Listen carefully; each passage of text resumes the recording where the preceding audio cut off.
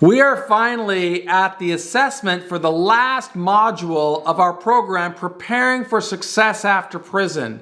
I am Michael Santos with Prison Professors, and I'm so grateful to every viewer of this program.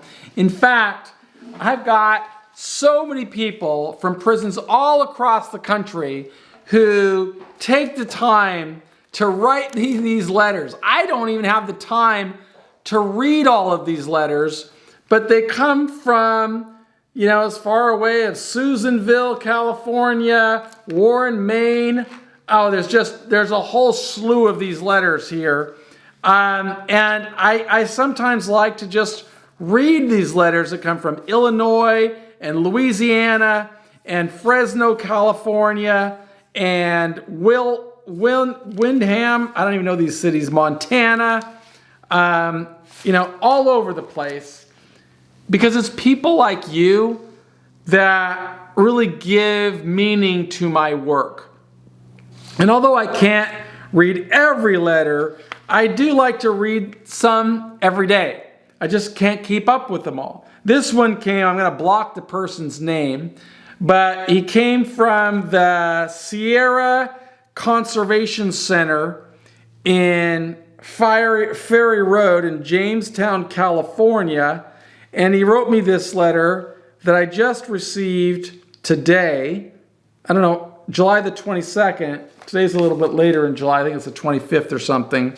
But I just got this letter.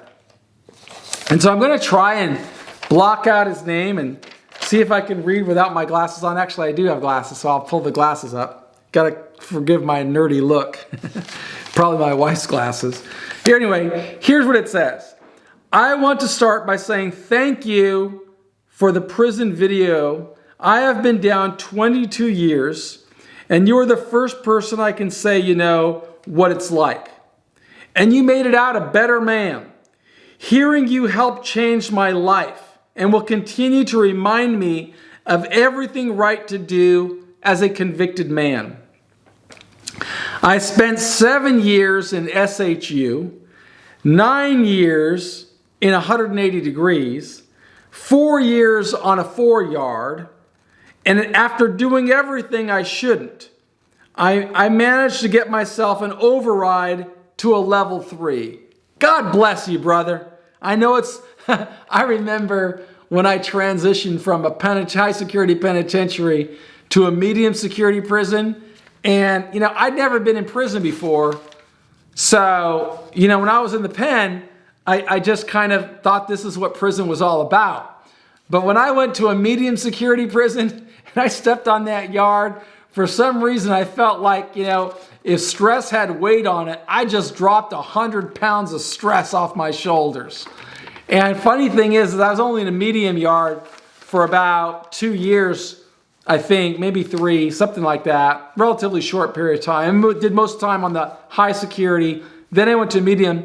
Then I went to a low security. And again, I felt a wave of stress come off of me. And then finally I went to a minimum security camp, and boy, I felt like that was being free. And that's where I served my last 10 years. So I can relate to this fella, and I'm glad you got to a level 3, my friend. It took me that long to hear about commutations. I have a life without parole sentence, LWOP. So I lived like it. I get it, brother. I know, it's tough. It takes a lot of courage and a lot of strength to go a different way. As you know, there wasn't a lot to talk about bettering yourself on the 180 degrees or the 4 yards. Not a lot of hope. Well, I was never in the state prisons, but I understand how the 4 yards and the 180 degrees work. And you're right. We got to create our own hope. And I'm glad for the little small role I can have in bringing hope to people in jail and prison. So seeing your show and watching it as much as possible, waiting for a glimpse of an address so I can write and ask you for advice. Okay, here's the shot, brother. I told myself these guys are me. I can relate to them. And he's probably talking about all the fellas I've profiled in the show. So I need to associate with people who have done it. People who earned freedom. Yes, that's the whole path. And the out-of-the-box thinking besides groups. Yeah, I know what groups are like. You hear this story that what's said in a group stays in a group and all that. And, you kind of hope that's true. But at the end of the day, you got to be about it yourself. You got to want to change. You got to want to be successful. You got to want to earn freedom. And I can tell you it's worth it. I mean, well, you kind of seen things in the program about the things I've done, and I'll talk a little bit about this letter. But I'm really moved by this letter. So, something more. How can I help someone or encourage people with my history? Well, I got something to say about that, my friend. And there's a wide world out there where I can show my worth. Absolutely you can. And I definitely want to help. So picking the right thing to spend my energy and time on is key. And that's where I think you may be able to provide some ideas, some real world possibility. I need to find a way to truly say I am sorry to the family of the victim and listen to what they have to say and to help at least one person, if not more. Well, I'm reading this letter here to you guys in California Department of Corrections and every other prison that I have the privilege of being able to communicate. But I'm also putting this on YouTube on the Prison Professor's channel. And I hope that other people see it. So maybe you can send me a letter or point me in the right direction. It will be appreciated. Like I said, your message of hope needs to be passed along to as many people as possible, to whose eyes can open and can ready to take a stand for their lives. Thank you. I'm not going to give out his full name. I'm just going to say James, because I don't know the politics of prisons anymore. I just want to say, James, thank you very much for this letter. And I'm going to set this aside and make sure that I'm going to send you a book, and I'll respond to this letter right here on this video. I'm going to tell you the story about another fella who reached out to me after going through this course, asking that same kind of question: what can I do to help other people? And this fella had gone through my program, this Prison Professor's program, while he was in the state prison in Washington.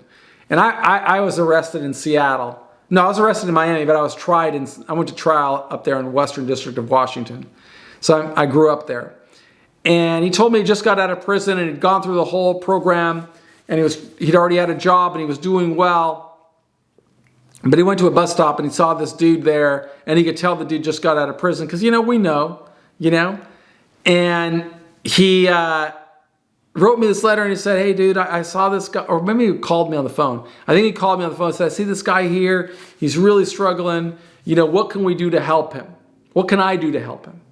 And I had to tell the guy, I said, bro, you got to turn around and walk the other way. You see, there's this concept, and you see it every time you get on a plane. There's a stewardess who kind of tells you what to do if there's an accident, and she says, the oxygen is going to come down, and if you're traveling with a child, make sure you put the oxygen mask on yourself first, and then put it on your child, because our natural inclination is to want to help somebody else. But experts tell us that first you got to help yourself, and it's really tough when you're in a situation, whether you're in prison or you're out, to try and lift everybody up around you. First, you got to get strong. And you got to get strong because if you don't, it's like you're swimming. And if you're not strong and you're trying to save somebody else, that other person's going to drag you back down and you're both going to drown. So you got to get strong first. And I know it's really hard when you're serving life without parole. I didn't have life without parole. I had 45 years. I didn't know what it meant when I went in, but I knew I didn't like it. And since I've been home, I knew that I wanted to reach back into jails and prisons, and I knew it was going to be really hard because I was a felon. I'm still a felon. And I always, in my heart, know that I'm vulnerable. Right? People see me differently because I was in prison for 26 years, and people see you differently because you're serving life without parole. But you've got to think about the people you want to be around. And you've got to say, okay, somehow you've already succeeded because you were able to get off of a level 4 yard and go to a level 3 yard. And I know that you know how much easier it is there, how much less pressure there is there. Now, compared to a level 2 or a level 1, there's still a lot of pressure. But it's way better, and it's going to get better. And on our program, we've profiled a lot of guys who had life, but they never lost hope. And they built a record that persuaded decision makers to let them out. And you know, you don't know what a parole board's going to do. Even if you don't have parole, their laws can change.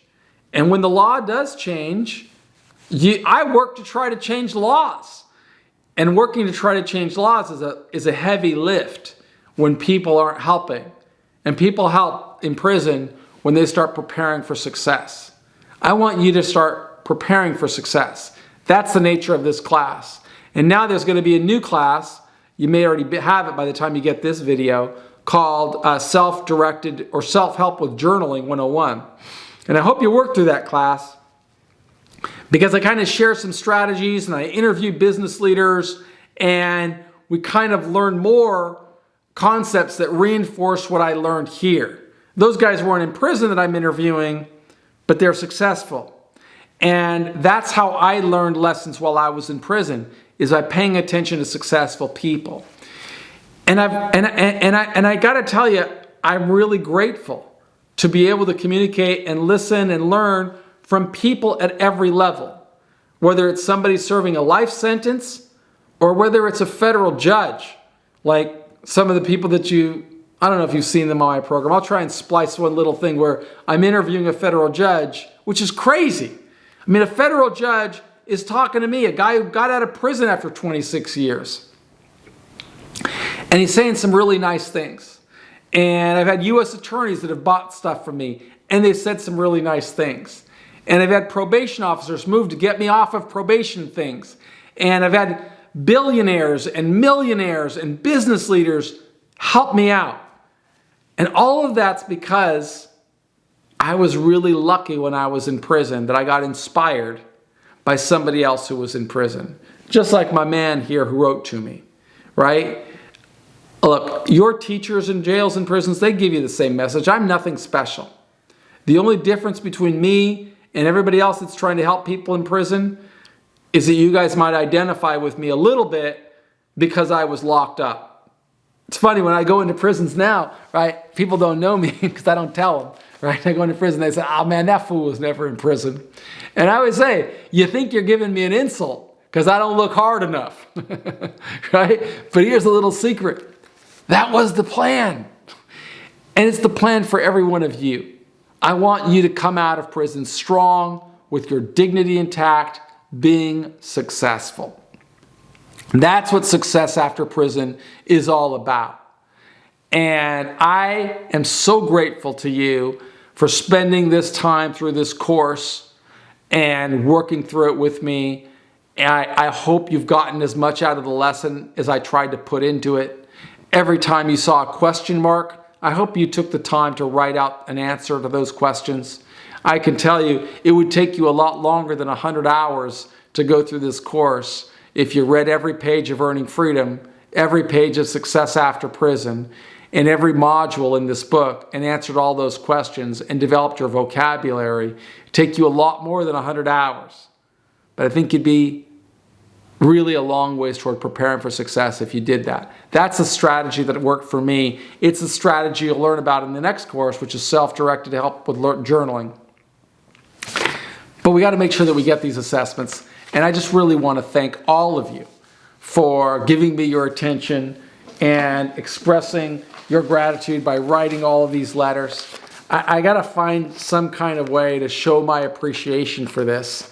And maybe I can do that where, you could talk to administrators and tell them that, these are helpful to you, these kinds of courses where you listen and learn from people who've been in prison. Because there are so many here, guys, who are working so hard. And I'm just so grateful to all of you for for all these letters that you write me from jails and prisons. I don't want to ever go back to prison as a prisoner, but I definitely want to bring my message into as many people as I possibly can.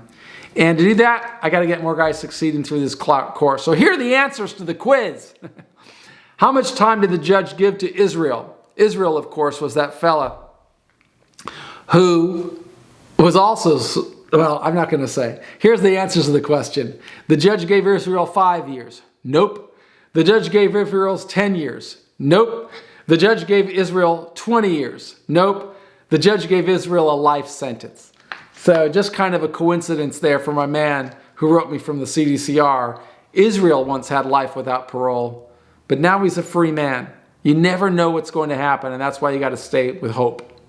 2, in Success After Prison, what goal did the author want to achieve to demonstrate authenticity? I remember that. Showing how decisions in prison will relate to success upon release. He wanted to buy a house. Well, I did want to buy a house, but that wasn't the goal.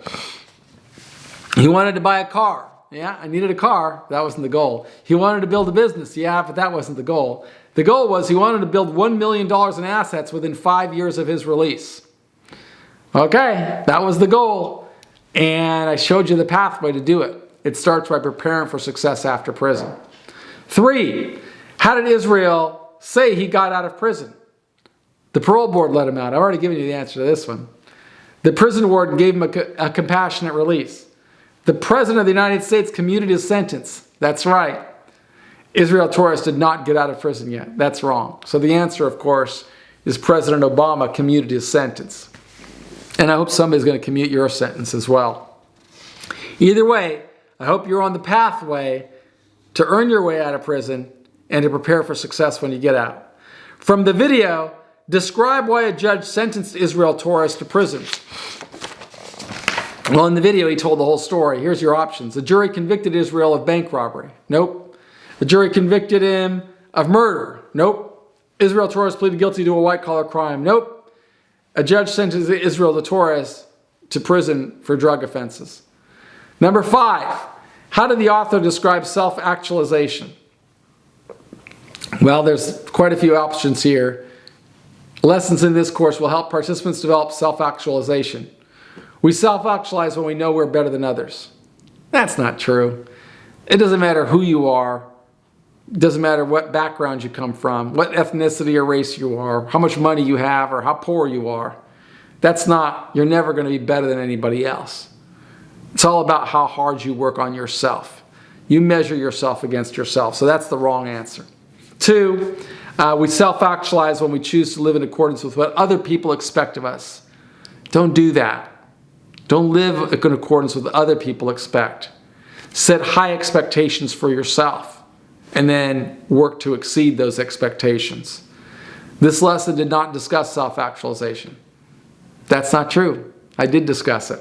I learned that from Dr. Abraham Maslow. And here's what Maslow wrote about self-actualization and what I wrote about it. We self-actualize when we know that we are making progress. Our success becomes self-evident as everyone knows that we have conquered the challenges in front of us. We don't need to be told we're rehabilitated. Because we know.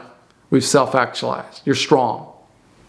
I just tell this joke that people say, that they're preparing for success after prison. And, you don't got to tell me that. I don't care. I want you to, but it's up to you. You got to know. We can't fool ourselves, right? How long would it take any of you dudes, right? If I went to, God forbid, in prison again, and I went into a level 4 yard, and I wanted to go in there and say, I'm a shot caller, I'm running the yard. About how long would it take for guys on the yard to know, I'm not that dude. Can't pretend it, can't fake it. It'd take about 30 seconds, okay? That's just not the way it works, in prison or out here. If you want to be successful, you got to prepare. And you don't need anybody to tell you you're prepared. I knew when I got out of prison I was ready. I want you to know. That takes preparation. Self-actualize. Make sure that you know. Number 6, What does it make sense to show appreciation for the blessings you receive? Because you're going to receive a certificate? Because you're going to get extra food, some more Wheaties? Because you're going to get reserved seating in prison to watch television shows? No, that's not the answer. It's because you keep the cycle of growth going and contribute to building a better community. That's the reason. Number 7. What was the title of Sean Hopwood's book? No, I don't have it here anymore. Here's your options. How I Got Over on the Prison System. What you should know about serving time in prison. How to become a doctor after prison. None of those are the answer. You know the answer. Lawman. My story of robbing banks, winning Supreme Court cases, and finding redemption. Number 8. How does the author use the word inclined in a sentence? If you're not an inclined person, you're never going to get a job. That doesn't make any sense. Get an inclined bed if you want to avoid backaches. That's not true. I'm not inclined to start preparing for success until I get out of prison. I definitely didn't write that. By achieving that goal, I believe that people would be more inclined to accept my message's potency. That's right.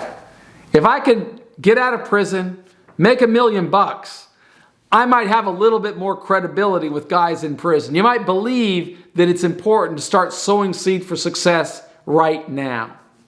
I don't know if I know I've told you in the book, so. Number 9, in Earning Freedom, what did the author write about building a support network that would help him succeed through prison and beyond?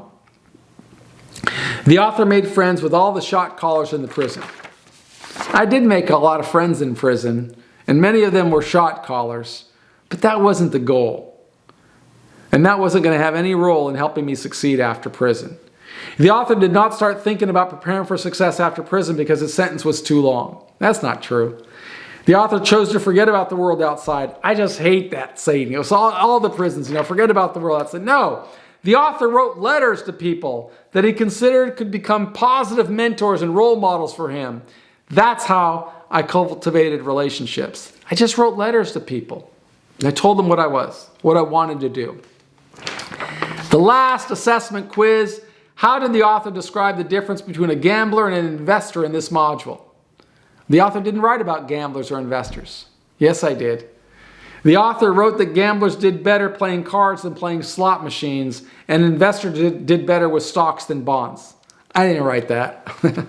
The author wrote that there wasn't any difference between gamblers and investors because they both took chances.